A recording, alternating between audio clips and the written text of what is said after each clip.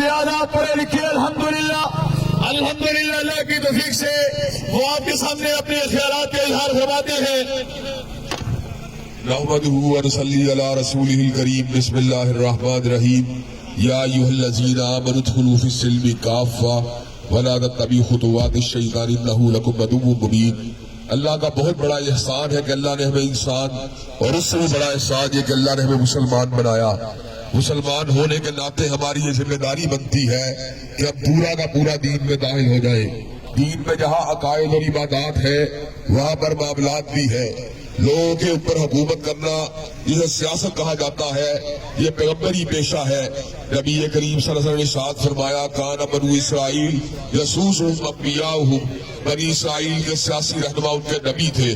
نبی مہرباں حضرت محمد کریم صلی اللہ علیہ وسلم خود بھی دنیا کے سب سے بڑے سیاسی قائد اور رہنما تھے. آپ کے بعد یہ فریضہ سیدنا صدیق و فاروق حضرت عثمان و علی رضوان اللہ علیہ مجمعین نے انجام دیا. حضرات گرامی انہوں نے اللہ کے نظام کو زمین پہ قائم کیا، لوگوں کے مسائل کو حل کیا. لیکن دکھ کا مقام یہ ہے اپنے آپ کو مسلمان کہلوانے والوں نے سیاسی معاملات کو آج دین سے علیحدہ کر دیا ہے. حالانکہ یہ بات بالکل واضح ہے، جدا ہو دین سیاست سے تو رہ جاتی ہے چنگیزی. آج لوگوں پہ اگر ظلم و بربریت کے پہاڑ توڑے جا رہے ہیں، ان کا استحصال کیا جا رہا ہے، تو اس کی بنیادی وجہ یہ ہم نے دین و سیاست کو الگ کر دیا ہے. اللہ کے فضل و کرم سے اگر آپ نے ہمیں ووٹ دیے تو علاقے بھر میں اللہ کی حاکمیت کے پرچم کو اٹھایا جائے گا، جناب مصطفیٰ کا نعرہ لگایا جائے گا اور ظلم کے خلاف سیدھا سفر ہوا جائے گا.